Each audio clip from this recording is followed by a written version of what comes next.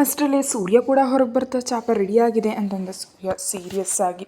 Okay ನಡಿ ಅಂತ ಹೇಳಲಿಂದ ಇಬ್ಬರು ಚಾಪರ್ ಹತ್ರಿ ಹಿರಾನ್ಗೆ ಹೊರಟರು. ಕೆಲವು ಗಂಟೆಗಳ ನಂತರ ಒಂದು ಕತ್ತಲೆಯಾದ ಕೋಣೆ. ಆ ಕೋಣೆಯಲ್ಲಿ ಒಂದು ಚೇರ್ಗೆ ಕೈಕಾಲುಗಳನ್ನ ಕಟ್ ಹಾಕಿದ್ದಾರೆ ಇಬ್ರಾಹಿಂಗೆ. ಅವನ ಎದುರುಗಡೆ ಸೋಫಾ ಚೇರ್ನಲ್ಲಿ ಕಾಲಿನ ಮೇಲೆ ಕಾಲು ಹಾಕೊಂಡು ಕೂತಿದ್ದಾನೆ ಶೌರ್ಯ. ಮುಖಕ್ಕೆ ಒಂದು ಬ್ಲ್ಯಾಕ್ ಕಲರ್ ಮಾಸ್ಕ್ ಹಾಕ್ಕೊಂಡು ಮುಖದ ಮೇಲೆ ನೀರು ಹಾಕಿ ಅಂತ ಹೇಳಿದ ಕೋಪದಿಂದ ಇಬ್ರಾಹಿಂನನ್ನು ನೋಡ್ತಾ.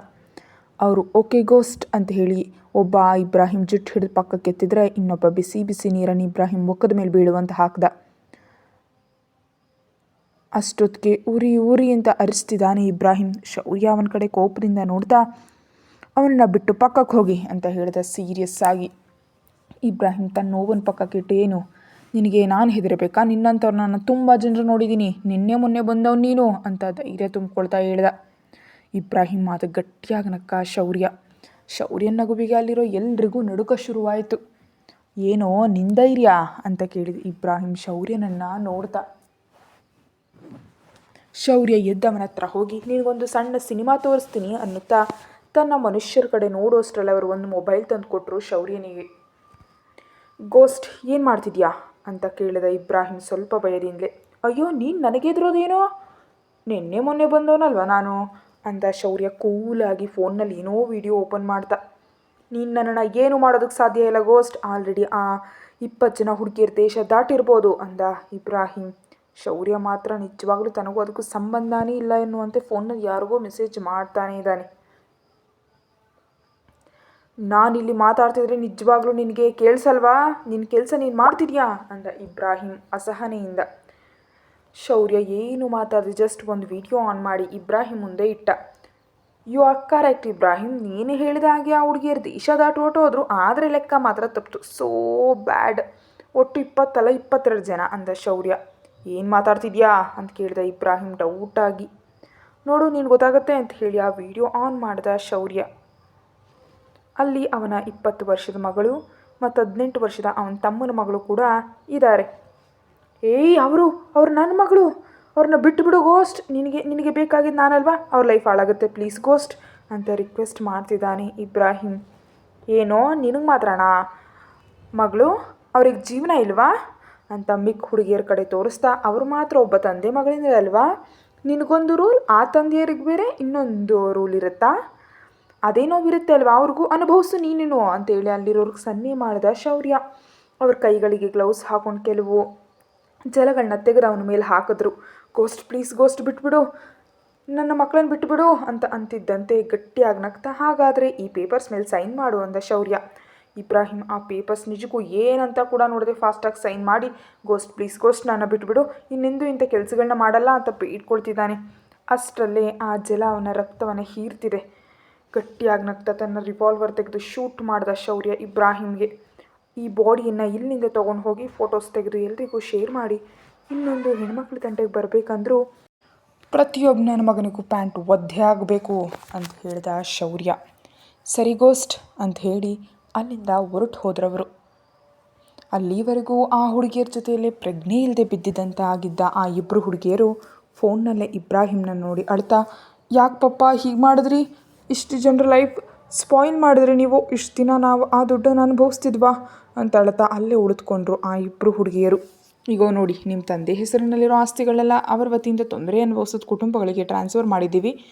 ಈಗ ಇದು ನಿಮ್ಮ ತಂದೆ ಹೆಸರಿನಲ್ಲಿರೋ ಶೇರ್ಸ್ಗೆ ತಕ್ಕ ಅಮೌಂಟ್, ಅದು ಕೂಡ ಅನ್ಅಫಿಷಿಯಲ್ ಆಗಿ ಡಾರ್ಕ್ ಕಿಂಗ್ಡಮ್ನಿಂದ ಬರುತ್ತೆ ಅಂತ ಹೇಳಿ ಅವ್ರ ಕೈಲಿ ಸ್ವಲ್ಪ ಅಮೌಂಟ್ ಇಟ್ಟು ಅಲ್ಲಿಂದ ಹುಡುಗಿಯರನ್ನು ಹಾಸ್ಪಿಟಲ್ ಕಳಿಸಿದ ಡಾರ್ಕ್ ಅಲಿಯಾಸ್ ನಮ್ಮ ಸೂರ್ಯ.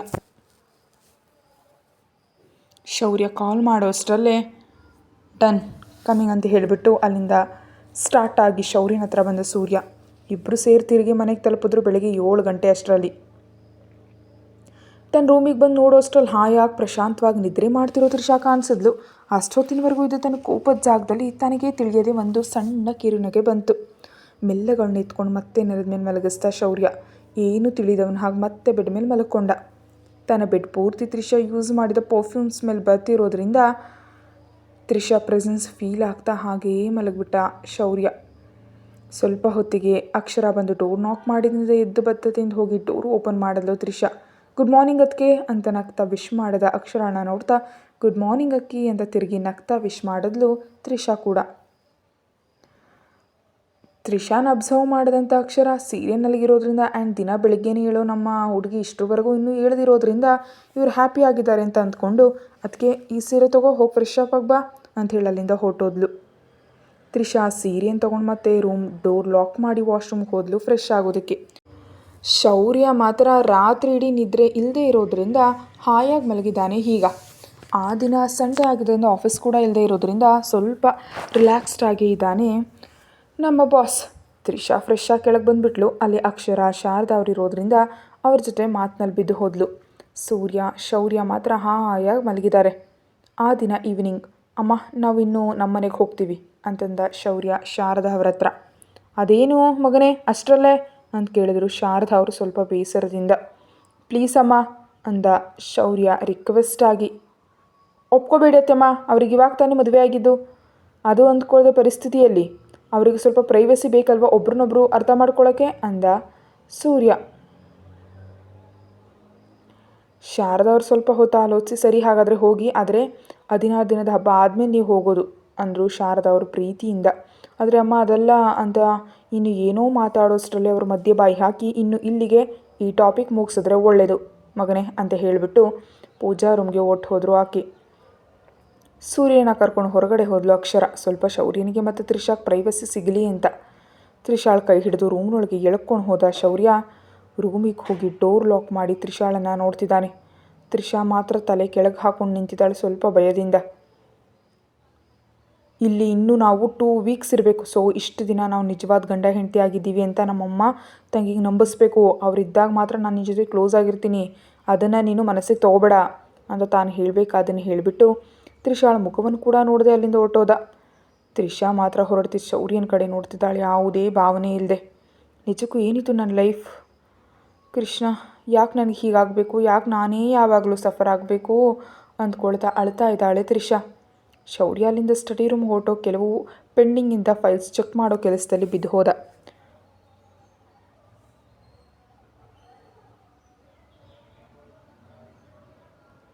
ಒಂದು ಸಣ್ಣ ವಿಷಯ ಮರೆತು ಹೋಗ್ತಿದ್ದೀವಿ.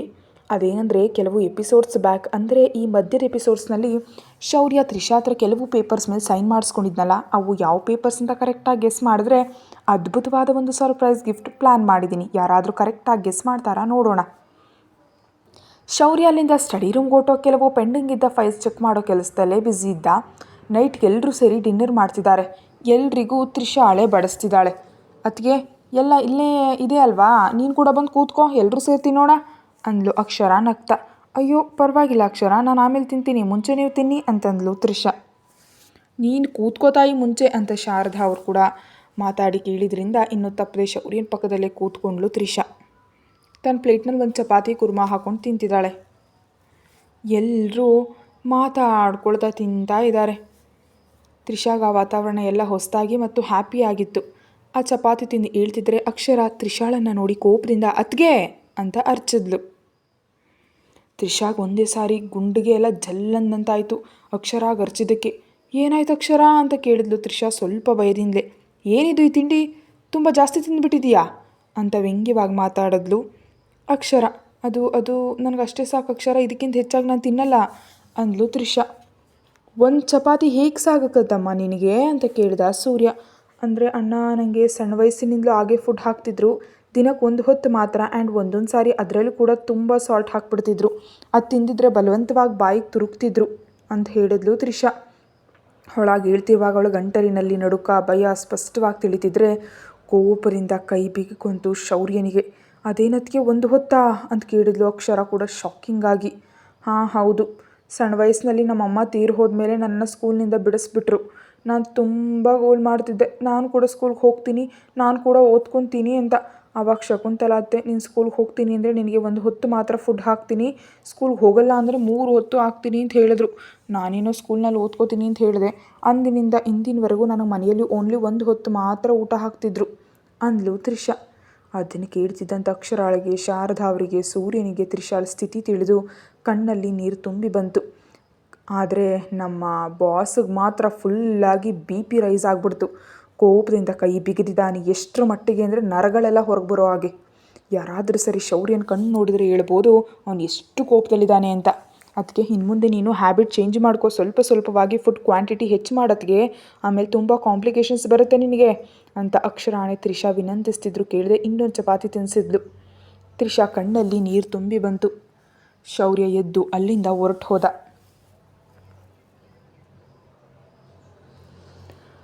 ಅಣ್ಣ ಅಣ್ಣ ಅಂತ ಅಕ್ಷರ ಎಷ್ಟು ಕರೀತಿದ್ರು ಕೇಳಿಸ್ಕೊಳ್ದೆ ತನ್ನ ರೂಮ್ಗೆ ಹೊರಟು ಹೋದ ಶೌರ್ಯ. ಎಷ್ಟೇ ಟ್ರೈ ಮಾಡ್ತಿದ್ರು ಕೂಡ ಪಾಪ ನಮ್ಮ ಬಾಸ್ ಅವ್ರ ಕೋಪ ನಿಜವಾಗ್ಲೂ ಶಾಂತಾನೇ ಆಗ್ತಾನೇ ಇಲ್ಲ. ನಂತರ ಎಲ್ಲರೂ ತಿಂದವರು ರೂಮ್ಗೆ ಹೊರಟೋದ್ರು. ಶಾರದಾ ಅಮ್ಮವರು ತ್ರಿಷಾಳ ಹಣೆ ಮೇಲೆ ಮುತ್ತಿಟ್ಟು, ನಿನ್ನ ಗತಕಾಲವನ್ನೆಲ್ಲ ಮರೆತು ಬಿಡು ತಾಯಿ, ಇನ್ನು ಮುಂದೆ ಹ್ಯಾಪಿಯಾಗಿ ಬದುಕು, ನಿನಗಾಗಿ ನಾವೆಲ್ಲರೂ ಇದ್ದೀವಲ್ವಾ ಅಂತಂದು ತುಂಬ ಪ್ರೀತಿಯಿಂದ. ಥ್ಯಾಂಕ್ಸ್ ಅಮ್ಮ, ಸಾರಿ ಅತ್ತಮ್ಮ ಅಂತಂದ್ಲು ತ್ರಿಷಾ. ನಿನಗೆ ನನ್ನನ್ನು ಅಮ್ಮ ಅಂತ ಕರಿಬೇಕನ್ಸಿದ್ರೆ ಹಾಗೆ ಕರಿ ಮಗಳೇ, ನನಗೇನೂ ಪ್ರಾಬ್ಲಮ್ ಇಲ್ಲ. ನನಗೆ ಶೌರ್ಯ ಎಷ್ಟೋ ಸೂರ್ಯ ಕೂಡ ಅಷ್ಟೇ, ವರ್ಷಗೆ ನನಗೆ ಅಳಿಯ ಆದರೆ ನನ್ನ 2ನೇ ಮಗ ಅವನು. ಹಾಗೆ ಅಕ್ಷರ ಎಷ್ಟೋ ನೀನು ಕೂಡ ಅಷ್ಟೇ, ನನಗೆ ದೊಡ್ಡ ಮಗಳಿದ್ದ ಹಾಗೆ ನೀನು ಅಂದರು ಶಾರದಾ ಅವರು ಪ್ರೀತಿಯಿಂದ ಅವಳ ತಲೆ ಸವರ್ತಾ. ಥ್ಯಾಂಕ್ಸ್ ಅಮ್ಮ ಅಂತ ಶಾರದಾ ಅವ್ರನ್ನ ಹಗ್ ಮಾಡಿಕೊಂಡ್ಲು ತ್ರಿಷಾ ತುಂಬ ಪ್ರೀತಿಯಿಂದ. ಆಹಾ ನನ್ನ ಬಂಗಾರದ ತಾಯಿ ಅಂತ ತ್ರಿಷಾಳ ಹಣೆ ಮೇಲೆ ಮುತ್ತಿಟ್ಟು ಅವಳನ್ನ ಕೋಣೆ ಹತ್ತಿರ ಬಿಟ್ಟು ಆಕೆ ತನ್ನ ರೂಮ್ಗೆ ಹೊರಟೋದ್ರು ರೆಸ್ಟ್ ಮಾಡೋದಕ್ಕೆ. ಡೋರ್ ಹತ್ರವೇ ನಿಂತು ಹೋದ್ಲು ತ್ರಿಷಾ. ಯಾಕೋ ಗೊತ್ತಿಲ್ಲ, ಆದರೆ ಶೌರ್ಯನ ಹತ್ರ ಹೋದರೆ, ಇಲ್ದಿದ್ರೆ ಶೌರ್ಯ ತನ್ನ ಹತ್ತಿರ ಬಂದರೂ ಕೂಡ ಗುಂಡಿಗೆ ವೇಗ ಅಮಾಂತರವಾಗಿ ಹೆಚ್ಚಾಗ್ಬಿಡುತ್ತೆ ತ್ರಿಷಾಗೆ. ಅದು ಯಾಕೆ ಅಂತ ಅವಳಿಗೂ ಗೊತ್ತಿಲ್ಲ. ತುಂಬ ಹೊತ್ತಿನಿಂದ ವಿಂಡೋದಿಂದ ತ್ರಿಷಾಳನ್ನೇ ನೋಡ್ತಾ ಇವಳು ಇವಾಗ ಬರ್ತಾಳೋ ಇಲ್ವೋ ಅಂತ ಅಂದ್ಕೊಳ್ತಾ ಅಸಹನೆ ಹೆಚ್ಚಾಗ್ತಿದ್ರೆ ಅವ್ನ ಕೋಪದಿಂದಲೇ ಎದ್ದು ಡೋರ್ ಓಪನ್ ಮಾಡ್ಕೊಂಡು ಹೊರಗೆ ಬಂದು ಸುತ್ತಲೂ ನೋಡ್ದ. ಅಲ್ಲಿ ಯಾರೂ ಇರಲಿಲ್ಲ. ಆದರೆ ಕೆಳಗಿನಿಂದ ಸೂರ್ಯ ಅಕ್ಷರ ಮಾತುಗಳು ಕೇಳಿಸ್ತಿದ್ರೆ ಅವ್ರ ಮೇಲೆ ಬರ್ತಿದ್ದಾರೆ ಅಂತ ಅರ್ಥ ಮಾಡಿಕೊಂಡು ತ್ರಿಷಾಳ್ ನಡು ಹಿಡಿದು ಅನಾಮತ್ತಾಗಿ ತನ್ನ ಮೇಲೆ ಕೇಳ್ಕೊಂಡ ಶೌರ್ಯ. ಕಣ್ಣು ದೊಡ್ಡದು ಮಾಡ್ಕೊಂಡು ನೋಡ್ತಿದ್ದಾಳೆ ತ್ರಿಷಾ ಶೌರ್ಯನ ಕಡೆ. ಏನೇ ಎಷ್ಟೊತ್ತು ಅಂತ, ನಿನಗಾಗಿ ವೆಯ್ಟ್ ಮಾಡ್ಬೇಕು ನಾನು ಅಂತ ಕೇಳ್ದ ಹಸ್ಕಿಯಾಗಿ. ಆ ದೊಡ್ಡ ದೊಡ್ಡ ಕಣ್ಣುಗಳಿಂದ ಶೌರ್ಯನನ್ನೇ ನೋಡ್ತಿದ್ದಾಳೆ ಅಕ್ಷರ. ನೋಡಿ ಸಾಕು ನಡಿ ಅಂತ ಹೇಳಿ ಅವಳನ್ನ ಎತ್ಕೊಂಡು ಒಳಗಡೆ ಹೋದ ಶೌರ್ಯ. ಅಷ್ಟರಲ್ಲೇ ಅಲ್ಲಿಗೆ ಬಂದ ಸೂರ್ಯ ಅಕ್ಷರ ಆ ಸೀನ್ ನೋಡಿ ಶಾಕ್ ಆದರು. ತಕ್ಷಣ ಚೇತರಿಸ್ಕೊಂಡಕ್ಕೂ ಅಲ್ಲಿಂದ ಅವರು ತಮ್ಮ ರೂಮಿಗೆ ಹೊರಟೋದ್ರು. ರೂಮಿಗೆ ಬರ್ತಿದ್ದಂತೆ ಬೆಡ್ ಮೇಲೆ ತಳೆದ ಶೌರ್ಯ ಒಂದೇ ಸಾರಿಗೆ ಆ ರೀತಿ ಹಾಕಿದ್ರಿಂದ ಅವಳ ಸೆರಗು ಪೂರ್ತಿಯಾಗಿ ಕದಲಿ ಅವಳು ಫುಲ್ ಬಾಡಿ ಕಾಣಿಸ್ತಿತ್ತು, ತುಂಬ ಎಕ್ಸ್ಪೋಸ್ ಆಗ್ತಿತ್ತು. ಶೌರ್ಯ ಅವಳನ್ನ ನೋಡ್ತಾ ಹಾಗೆ ಮುಂದಕ್ಕೆ ನಡ್ಕೊಂಡು ಬರ್ತಿದ್ರೆ ಪಾಪ ಬೆವರ್ತಿದೆ ಇಲ್ಲಿ ತ್ರಿಷಾಗೆ.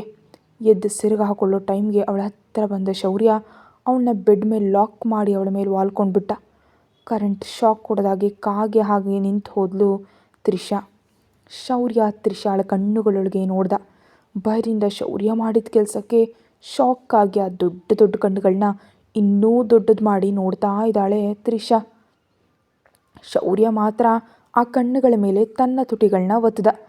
ಒಂದೇ ಬಾರಿಗೆ ಒಡಲೆಲ್ಲ ಜಲ್ ಅನ್ಬಿಡ್ತು ನಮ್ಮ ಹುಡುಗಿಗೆ. ತನ್ನ ಪ್ರಮೇಯವೇ ಇಲ್ಲದೆ ಕಣ್ಣು ಮುಚ್ಕೊಂಡ್ಳು. ಕಣ್ಣುಗಳನ್ನ ಬಿಟ್ಟು ಅವಳ ಮೂಗುತಿ ಮೇಲೆ ತುಟಿಗಳನ್ನ ನಿಲ್ಲಿಸ್ದ. ಆ ನಂತರ ಮೆಲ್ಲಗೆ ಕೆನ್ನೆಗಳನ್ನ ಕೆಲವು ಕ್ಷಣಗಳು ಮುತ್ತಿಟ್ಟು ತುಟಿಗಳನ್ನ ಅಪ್ಕೊಂಡ ಶೌರ್ಯ. ಶೌರ್ಯ ಕಣ್ಣುಗಳನ್ನ ಮುತ್ತಿಟ್ಟಾಗ ಮುಚ್ಕೊಂಡು ಕಣ್ಣುಗಳನ್ನು ಅವನು ತುಟಿಗಳನ್ನ ಅಪ್ಕೊಂಡಾಗ್ಬಿಟ್ಟು ದೊಡ್ಡದಾಗಿ ಮಾಡಿ ನೋಡ್ತಿದ್ದಾಳೆ ತ್ರಿಷಾ ಶೌರ್ಯನ ಕಡೆ ತುಂಬಾ ಶಾಕ್ನಿಂದ. ಶೌರ್ಯ ಮಾತ್ರ ತ್ರಿಷಾಳನ್ನು ಏನೇನು ಲೆಕ್ಕಿಸ್ಕೊಡದೆ ತ್ರಿಷಾಳ ತುಟಿಗಳಲ್ಲಿನ ಸಿಹಿಯಾದ ಮಕರಂದವನ್ನು ಆಸ್ವಾದಿಸ್ತಿದ್ದಾನೆ. ನಿಮಿಷಗಳು ಕಳೆಯುತ್ತಿದ್ದಂತೆ ಕಿಸ್ಸನ್ನು ಇನ್ನೂ ಸ್ಟ್ರಾಂಗ್ ಮಾಡ್ತಾ ತುಟಿಗಳನ್ನ ಬಿಟ್ಟು ಇಬ್ಬರ ನಾಲಿಗೆಗಳು ಒಂದಾದವು. ಮೊದಲಿಗೆ ಸ್ಮೂತಾಗಿ ಕೊಟ್ಟು ಕಿಸ್ ನಿಮಿಷಗಳು ಕಳೀತಿದ್ದಂತೆ ಹಾಡಾಗಿ ಬದಲಾಗ್ತಿದೆ. ತ್ರಿಷಾಗೆ ಮಾತ್ರ ಉಸಿರಾಡೋದಕ್ಕೂ ಕೂಡ ಕಷ್ಟ ಆಗ್ತಿದೆ. ಶೌರ್ಯನ ದೂರ ತಳ್ಳೋ ಪ್ರಯತ್ನ ಮಾಡ್ತಾ ಇದ್ದಾಳೆ. ಆದರೆ ನಮ್ಮ ಸರ್ ಬೇರ್ ಬಾಡಿ ಇಂಚ್ ಕೂಡ ಕದಲ್ತಾನೇ ಇರಲಿಲ್ಲ. ಬೆನ್ನಿನ ಮೇಲೆ ತನ್ನ ಉಗುರುಗಳನ್ನು ಚುಚ್ಚಿದ್ರೂ ಕೂಡ ಶೌರ್ಯನಿಗೆ ಇರುವೆ ಕಚ್ಚಿದಾಗ ಕೂಡ ಆಗ್ತಾನೇ ಇರಲಿಲ್ಲ. ಅಂತಕ್ಕಂತಕ್ಕೂ ಉಸಿರಿನ ಭಾರ ಹೆಚ್ಚಾಗ್ತಿದ್ರೆ ತ್ರಿಷಾ ಕಣ್ಣುಗಳಲ್ಲಿ ನೀರು ತುಂಬು ಬಂತು. ಆ ನೀರು ಶೌರ್ಯನ ಕೆನ್ನೆಗೆ ತಾಗತ್ಲೆ ಅವಳ ನೋವು ಅರ್ಥವಾಗಿ ತ್ರಿಷಾಳಿಂದ ದೂರ ಸರ್ದ. ತ್ರಿಷಾ ಕಷ್ಟಪಟ್ಟು ಉಸಿರಾಡ್ತಾ ಗುಂಡಿಗೆ ಮೇಲೆ ಕೈ ಇಟ್ಕೊಂಡಿದ್ದಾಳೆ. ತ್ರಿಷಾ ಉಸಿರಾಡ್ತಿದ್ರೆ ಅದಕ್ಕೆ ಅನುಗುಣವಾಗಿ ಅವಳೆದೇ ಕೂಡ ಮೇಲೆ ಕೆಳಗೆ ಕದಲು ಹೋಗ್ತಿದ್ರೆ ಕಷ್ಟಪಟ್ಟು ತನ್ನನ್ನು ತಾನು ಕಂಟ್ರೋಲ್ ಮಾಡ್ಕೊಳ್ತಾ ಇವಾಗ ಈ ಹುಡುಗಿಗೆ ಏನು ಹೇಳಬೇಕಪ್ಪ ಅಂತ ಆಲೋಚಿಸ್ತಿದ್ದಾನೆ. ತ್ರಿಷಾಳ ಆಲೋಚನೆಗಳು ಬೇರೆ ಥರ ಇವೆ. ಯಾಕೆ ನನ್ನನ್ನು ಈ ರೀತಿ ಮಾಡಿದ್ರು ಇವರು? ನನ್ನನ್ನು ಯಾಕೆ ಮುದ್ದು ಮಾಡಿದ್ರು? ಕೇವಲ ಅಕ್ಷರಾಗಾಗಿ ಮಾತ್ರ ತಾನೇ ಮದುವೆ ಮಾಡ್ಕೊಂಡಿದ್ದು. ಮೇ ಬಿ ಅಕ್ಷರ ಅವ್ರೇನಾದರೂ ನೋಡ್ತಿದ್ದಾರೋ ಏನೋ, ಅದಕ್ಕೆ ಇವ್ರು ಹಾಗೆ ಮಾಡಿರ್ತಾರಾ ಅಂತ ಅಂದ್ಕೊಡ್ತಾ ಆಲೋಚಿಸ್ತಿದ್ದಾಳೆ. ಶೌರ್ಯ ಎದ್ದು ತನ್ನ ಅಲ್ಮಾರದಲ್ಲಿದ್ದ ಸಿಗರೇಟ್ ತಗೊಂಡು ಲೈಟರ್ನಿಂದ ಹಚ್ಕೊಳ್ತಾ, ಮುಂಚೆ ಆ ಸೆರಗನ್ನು ಸರಿಯಾಗಿ ಹಾಕೋ, ಆಮೇಲೆ ಆಲೋಚಿಸುವೆ ಅಂತೆ. ಇಂದಿನಿಂದ ನೋಡೋಕ್ಕಾಗ್ತಿಲ್ಲ, ಸಾಯ್ತಾ ಇದ್ದೀನಿ ಇಲ್ಲಿ ಅಂತ ಹೇಳಿಬಿಟ್ಟು ಅಲ್ಲಿಂದ ಬಾಲ್ಕನಿಗೆ ಹೊರಟೋದ. ಅಷ್ಟರಲ್ಲೇ ಈ ಕಡೆ ಅದಿತಿಯನ್ನು ಕರ್ಕೊಂಡು ಮನೆಗೆ ಬಂದುಬಿಟ್ರು ಸೋಮೇಶ್ವರರಾವ್ ಮತ್ತು ಶಕುಂತಲ. ಅಕ್ಷಿತ್ಗಾಗಿ ಟೆನ್ಷನ್ ಆಗಿ ವೆಯ್ಟ್ ಮಾಡ್ತಾ ಇದ್ದಾಳೆ. ಶೌರ್ಯನ ಬಗ್ಗೆ ಆಲೋಚಿಸ್ತಾ, ಬಾಬಾ ಅವನಷ್ಟು ಡೇಂಜರಸ್ ಅಂತ ಹೇಳಿದರೂ ಕೂಡ ಆ ತ್ರಿಷಾ ಮದುವೆ ನಿಲ್ಲಿಸೋದಕ್ಕೆ ಯಾಕೆ ಹೋದ?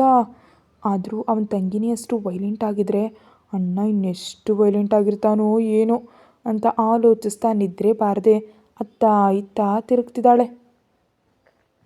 ಅಷ್ಟರಲ್ಲೇ ಮೈ ತುಂಬ ಏಟುಗಳಿಂದ ಮೈ ಫುಲ್ ತುಂಬೋಗಿರೋ ಪೆಟ್ಟುಗಳೊಂದಿಗೆ ಮನೆಗೆ ತಲುಪಿದ ಅಕ್ಷಿತ್. ಬಾಬಾ ಅಂತ ಅರ್ಚುತ್ತಾ ಬಿದ್ದು ಹೋಗ್ತಿದ್ದ ಅಕ್ಷಿತ್ನನ್ನು ಹಿಡ್ಕೊಂಡ್ಲು ಅದಿತಿ. ಥ್ಯಾಂಕ್ಸ್ ಅದಿತಿ, ಪ್ಲೀಸ್ ನನ್ನನ್ನು ನನ್ನ ರೂಮಿಗೆ ಕರ್ಕೊಂಡು ಹೋಗ್ತೀಯಾ ಅಂತ ಕೇಳಿದ ಅಕ್ಷಿತ್. ಹಾಂ, ಮುಂಚೆ ನೀನು ಬಾಬಾ ಅಂತ ತಾನೇ ಜಾಗ್ರತೆಯಾಗಿ ಕರ್ಕೊಂಡು ಹೋದ್ಲು. ಇನ್ನು ಈ ಕಡೆ ಶೌರ್ಯ ಹೇಳಿದ ತಕ್ಷಣವೇ ತನ್ನನ್ನು ತಾನು ನೋಡಿಕೊಂಡ್ಳು. ಸೆರಗು ಪೂರ್ತಿಯಾಗಿ ಕೆಳಗೆ ಬಂದು ಬ್ಲೌಸ್ನಿಂದ ತನ್ನ ಬಾಡಿ ಪೂರ್ತಿ ಕಾಣಿಸ್ತಾ ನಡು ಕೂಡ ಫುಲ್ಲಾಗಿ ಎಕ್ಸ್ಪೋಸ್ ಆಗ್ತಿದ್ರೆ ತಲೆ ಚೆಚ್ಕೊಂಡು ಫಾಸ್ಟಾಗಿ ಸೆರಗನ್ನು ಸರಿಯಾಗಿ ಮುಚ್ಕೊಂಡ್ಳು. ಶೌರ್ಯ ಮಾತ್ರ ಇದರಲ್ಲಿ ಏನಿದೆ ಅಷ್ಟು ಸ್ಪೆಷಾಲಿಟಿ, ನನ್ನ ಇಷ್ಟರ ಮಟ್ಟಿಗೆ ಕಟ್ಟು ಹಾಕ್ತಿದೆ. ಇವಾಗಿದ್ದರೆ ಮನೆಯಲ್ಲಿದ್ದೀವಿ, ಅಮ್ಮ ನೋಡಿದ್ರು ಅಕ್ಷರ ನೋಡಿದ್ರು ಅಂತ ಕವರ್ ಮಾಡ್ಬೋದಾಗಿತ್ತು. ಆದರೆ ಆಮೇಲೆ ನನ್ನ ಮನೆಗೆ ಹೋದರೆ ಅವಾಗೇನು ನಡೆಯುತ್ತೆ? ಮುಂಚೆ ಆ ಯಶವಂತ್ ನನ್ನ ಮಗನ ಕೆಲಸ ಮುಗಿಸಿ ಆಮೇಲೆ ಇವಳು ಕೆಲಸ ನೋಡ್ತೀನಿ ಅಂತ ಅಂದ್ಕೊಂಡು ತ್ರಿಷಾ ಮಲ್ಗೋವರೆಗೂ ಅಲ್ಲೇ ಇದ್ದು ಮೊಬೈಲ್ ನೋಡ್ತಾ ಕೂತ್ಕೊಂಡ ಶೌರ್ಯ. ಆಹಾ, ಮರೆತು ಹೋಗಿದ್ವಲ್ಲ ನಾವು ಅಕ್ಷಿತ್ ಬಗ್ಗೆ. ಈಗೇನಾದ ಅಂತ ನೋಡೋಣ ಬನ್ನಿ. ಅಕ್ಷಿತ್ ಆ ದಿನ ಮದುವೆ ನಂತರ ಪೆಟ್ಟುಗಳೊಂದಿಗೆ ಡೈರೆಕ್ಟಾಗಿ ಮನೆಗೆ ತಲುಪಿದ್ದ. ಆ ನಂತರ ಅಕ್ಷಿತ್ನ ತನ್ನ ರೂಮಿಗೆ ಕರ್ಕೊಂಡು ಹೋದ್ಲು ಅದಿತಿ. ರೂಮಿಗೆ ಹೋಗಿ ಅಕ್ಷಿತ್ ಪೆಟ್ಟುಗಳಿಗೆ ಆಯಿಂಟ್ಮೆಂಟ್ ಅಪ್ಲೈ ಮಾಡಿ, ಬಾಬಾ ನಿಜವಾಗ್ಲೂ ಈ ಪೆಟ್ಟುಗಳೇನು ಬಾಬಾ ನಿನಗೆ ಅಂತ ಕೇಳಿದ್ಲು ಅವಳು ಅಳ್ತಾ. ಎಲ್ಲ ನನ್ನ ಕರ್ಮ ಅದಿತಿ ಅಂತ ಅಳ್ತಿದ್ದಾನೆ ಅಕ್ಷಿತ್. ಅಯ್ಯೋ ಬಾಬಾ ಏನಾಯ್ತು ಬಾಬಾ ಅಂತ ಕೇಳಿದ್ಲು ಅದಿತಿ. ಅಕ್ಷಿತ್ ಅಲ್ಲಿ ನಡೆದದ್ನೆಲ್ಲ ಪೂರ್ತಿಯಾಗಿ ಹೇಳಿದ ಅವಳಿಗೆ. ಅಂದರೆ ಇವಾಗ ಶೌರ್ಯ ನಮ್ಮನ್ನು ಕೊಂದಾಕ್ಬಿಡ್ತಾನಾ ಅಂತ ಕೇಳಿದ್ಲು ತುಂಬ ಭಯದಿಂದ. ಅದೆಲ್ಲ ನನ್ನ ಭಯ, ನಮ್ಮ ಬಾಸ್ ಯಶವಂತ್ ಅಂತಂದ ಅಕ್ಷಿತ್. ಮಧ್ಯದಲ್ಲಿ ನಿನ್ನ ಬಾಸ್ಗೇನಾಯಿತು ಅಂತ ಕೇಳಿದ್ಲು ಅದಿತಿ ತುಂಬ ಡೌಟಾಗಿ. ನನ್ನ ಲೈಫೇ ಹೋಯಿತು ಅದಿತಿ, ನನ್ನ ಲೈಫ್ ಜೊತೆ ನಿಂದು, ಅಮ್ಮಂದು, ಮಾವಂದು ಎಲ್ಲರ ಲೈಫ್ ಹೊರ್ಟೋಯ್ತು ಅಂದ ಅಕ್ಷಿತ್ ಭಯದಿಂದ. ಅಯ್ಯೋ ಮಾವ, ನಿಜವಾಗ್ಲೂ ನೀನೇನು ಮಾತಾಡ್ತಿದ್ಯಾ ಬಾವಾ ಅಂತ ಕೇಳಿದ್ಲು ಅದಿತಿ ಅಯೋಮಯವಾಗಿ. ತ್ರಿಷಾಳನ್ನು ನಮ್ಮ ಬಾಸ್ಗೆ ಒಪ್ಪಿಸ್ತಿದ್ರೆ ನನ್ನನ್ನು ಕೊಂದು ಹಾಕ್ತಾನೆ, ನಿನ್ನನ್ನು ಕೊಂದು ಹಾಕ್ತಾನೆ. ಆ ಶೌರ್ಯ ನಿನ್ನನ್ನು, ಅಮ್ಮನನ್ನು, ಮಾವನನ್ನು ಅಂತಂದ ಭಯದಿಂದ. ಅಂದರೆ ಏನು ಬಾಬಾ ನೀನು ಹೇಳ್ತಾ ಇರೋದು? ಇವಾಗ ನಾವು ಈ ಗಂಡಾಂತರದಿಂದ ಹೇಗೆ ಹೊರಗೆ ಬರಬೇಕು ಅಂತ ಕೇಳಿದ್ಲು ಭಯದಿಂದ. ಒಂದೇ ಸೊಲ್ಯೂಷನ್ ಇದೆ ಅದಿತಿ, ನೀನು ನಮ್ಮ ಬಾಸ್ ಯಶವಂತನನ್ನು ಮದುವೆ ಮಾಡ್ಕೋಬೇಕು ಅಂದ ಅಕ್ಷಿತ್ ಓರಿಯಾಗಿ ಅದಿತಿಯನ್ನು ನೋಡ್ದ. ಅದನ್ನು ಕೇಳಿ ಒಂದೇ ಸಾರಿಗೆ ಶಾಕ್ ಆಗಿಬಿಟ್ಲು ಅದಿತಿ. ಕತೆ ಮುಂದುವರಿಯುತ್ತೆ. ಹೆಚ್ಚಿನದಕ್ಕಾಗಿ ಚಾನಲ್ಗೆ ಮೆಂಬರ್ಶಿಪ್ ತೊಗೊಂಡು ನೋಡಿ. Thank you.